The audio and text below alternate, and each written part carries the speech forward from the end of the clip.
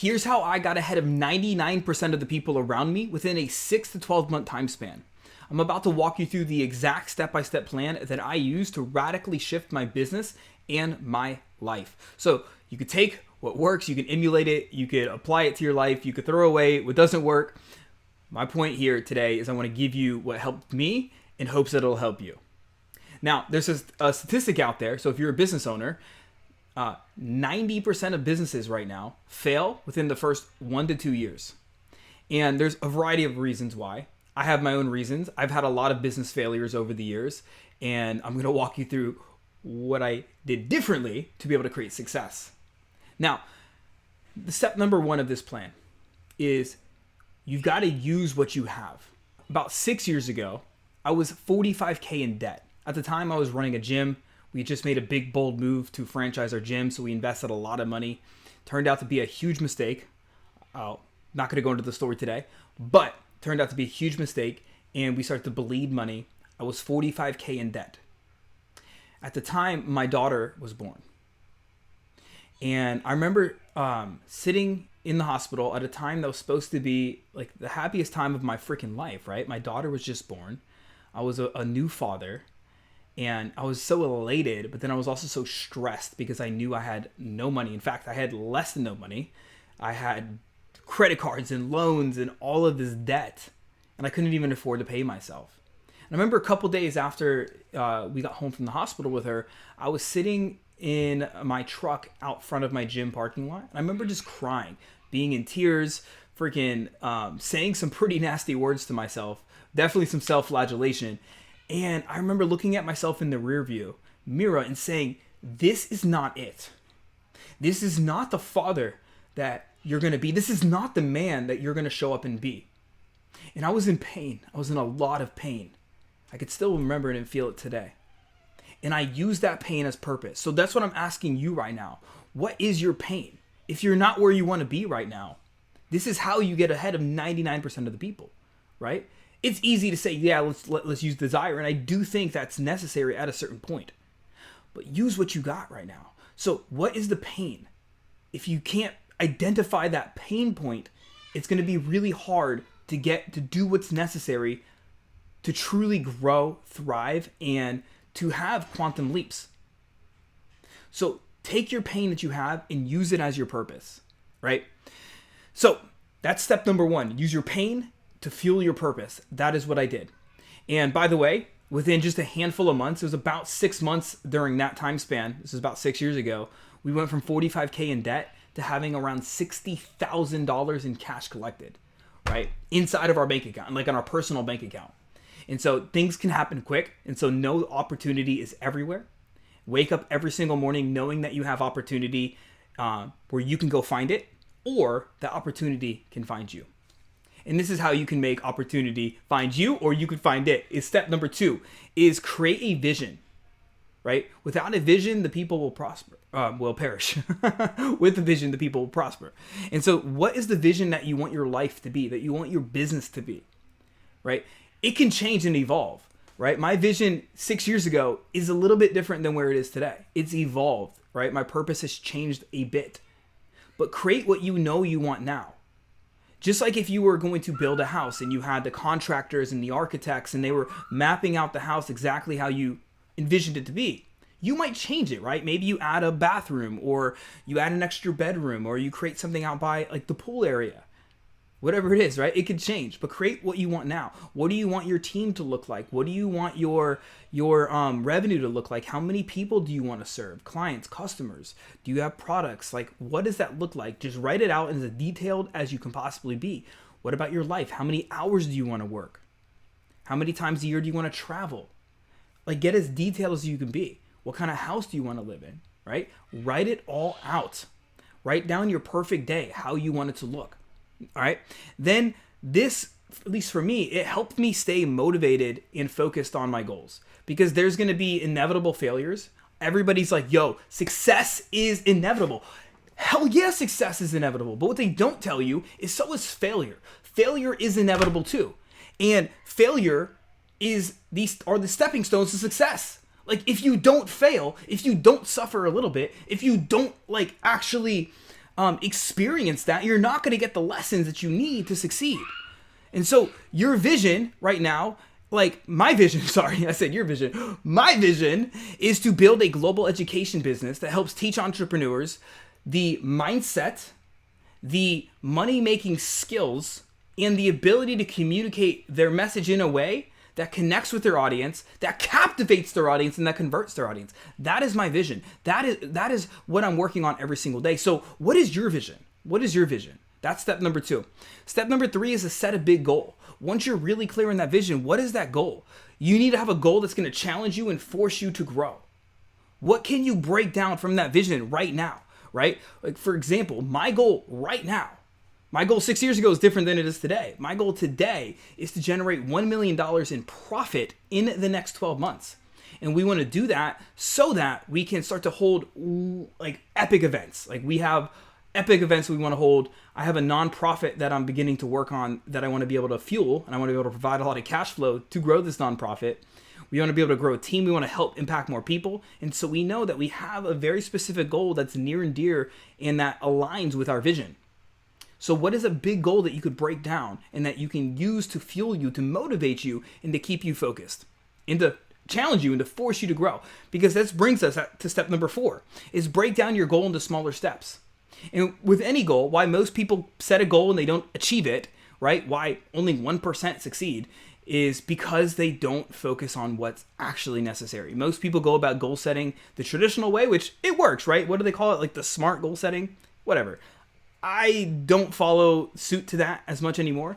I set a goal that it will challenge me, that'll force me to grow, but then I figure out what skills do I need to learn? What systems do I need to learn? Right?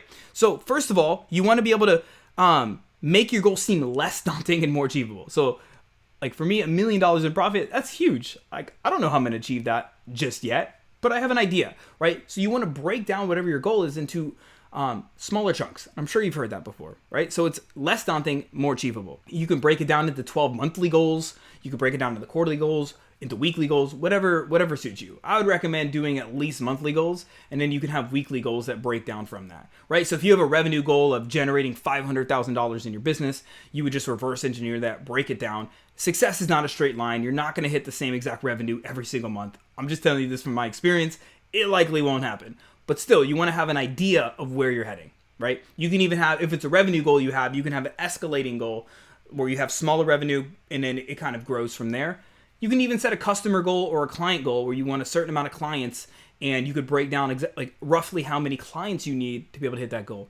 But here's where it actually gets, like, in my experience, here's where it actually works, is, as I alluded to, what skills do you have to learn, right? If you're a coach and you're in the coaching business and you're trying to get clients, like skills that you probably have to learn, and by probably, I mean you do have to learn, is copywriting. You need to learn how to take your words and turn strangers into customers. You got to learn how to do effective copywriting, writing headlines, writing hooks, telling story, persuasion, influence, which is all one and the same. And also being able to have call to actions that get people to move forward, right? You should be able to put out a piece of content and get clients from it. It's a skill, right? You need to learn sales, whether it's high ticket sales, whatever, sales. You need to learn how to close people and turn them into customers, right? You need to learn coaching. You need to learn how to actually build relationships with people and help them stay focused, help break their limiting beliefs so that they can achieve what they want, right? You need to learn how to delegate, right? How to take tasks that like a virtual assistant or somebody else can do that's bogging you down from making the impact and, doing the things that are strengths for you. You need to learn how to create simple SOPs and delegate, right? These are skills. You see what I'm saying? And when you start to learn these skills and when you start to stack these skills into a full skill stack, you then begin to move towards your goals. So you got to figure out what are those skills. Most people set a goal and then they're kind of lost in the weeds and they're like, just, let me build a website. No, don't freaking build a damn website. It's 2020. We're about to go into 2024, right? It's like figuring out what skills you need. And then what systems do you need to put in place, right? Again, if you're growing a coaching business, examples are a content system, a lead generation system, a lead nurture system, a sales system, a fulfillment system, a retention and upsell system. These are all systems that I teach inside the In-Demand Coach and skill sets I teach in the In-Demand Coach to help people actually grow. That's what you got to figure out. And then you go to work. So step number 5. So that was number 4. Break it down into smaller steps and figure out what skills and systems you need to succeed, right? Step number 5 is to take action every single day. And I know it's like a dumb moment, but you'd be surprised at how few people actually do this, right? Take action every single day, Monday through Sunday. Now, no, I'm not preaching that you need to hustle and grind. I don't believe in that. But what I mean is like you need to make sure that you're following your processes. Like even your mindset processes or the processes you do to keep yourself like present. Not just your business processes, your life processes, your relationship processes. You got to take action every day towards the goals, towards the vision that you want. This could be like on a Sunday if you're not working. Read. Like pick up a freaking book and read, right? Or take a course. Do something where you're educating yourself towards those goals, right? You need to take action every day, even if it's just for a few minutes. So even if it's like my off day, I'm gonna pick up a book or something, right? Maybe I read a newsletter. Maybe I listen to a podcast that's aligned. Here's the key. Write this down. It needs to be aligned with the skill that you're trying to learn. So if you're trying to learn copywriting, this is what I tell my students in the In-Demand Coach.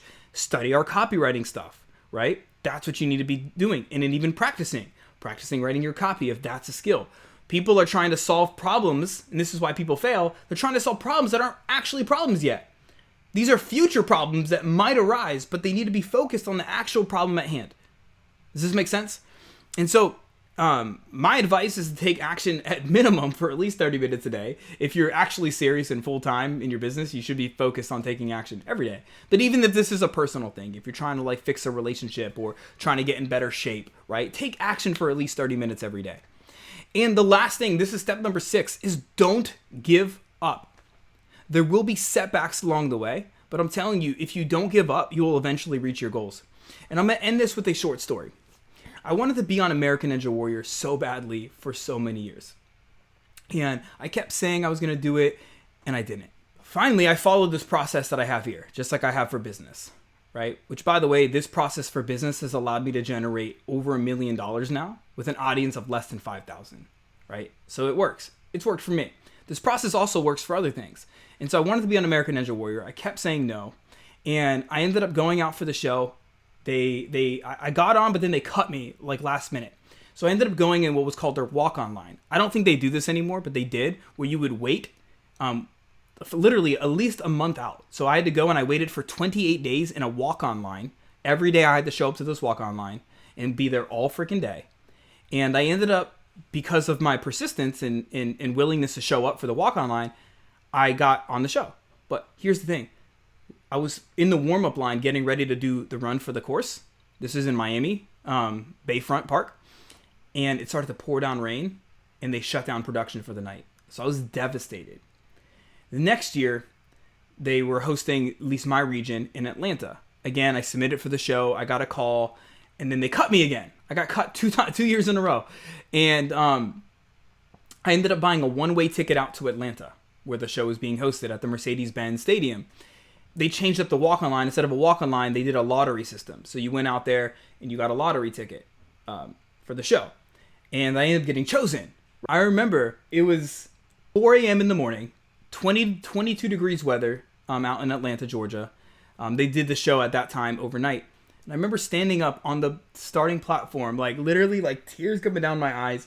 There was fans all to the left chanting my name with signs up. There was production and the lights and the cameras to my right. I remember just this feeling of like, and this was my message to the audience. I was like, don't ever give up on your dreams. Don't ever give up on your dreams. Because you can achieve anything that's possible. And so right now, if you're feeling like tired, man, if you're feeling like, dude, I've been in this business thing, or I'm trying to start this business or whatever, and it's like, you feel like throwing in the towel sometimes. Or maybe you did. If you have a message, if you feel you're talented at what you do, my message to you is to not give up. Because there are people out there that need to hear your message. And I'm telling you right now, every single day is an opportunity for you. Every single day. And I can tell you this from experience. Because again, I've been in debt. I've been bankrupt. And just within a few months of focusing on this process, I've been able to change everything. I've been able to find opportunities. Right now, there's so many opportunities. There's a freaking abundance of opportunities every day for me. And it's because I've chosen not to give up. And so I'm telling you right now, don't give up. Push through. Have the consistency, meaning do the thing you know you should do despite boredom or discouragement. Stay focused. Bat out any shiny objects. Stay focused on your vision. Stay focused on your goals. Stay focused on learning the skills you need to learn. Stay focused on implementing the systems you need to implement. Stay focused and don't give up, because the world needs to hear your message right now. As always, remember to be seen, to be heard, and to be impactful.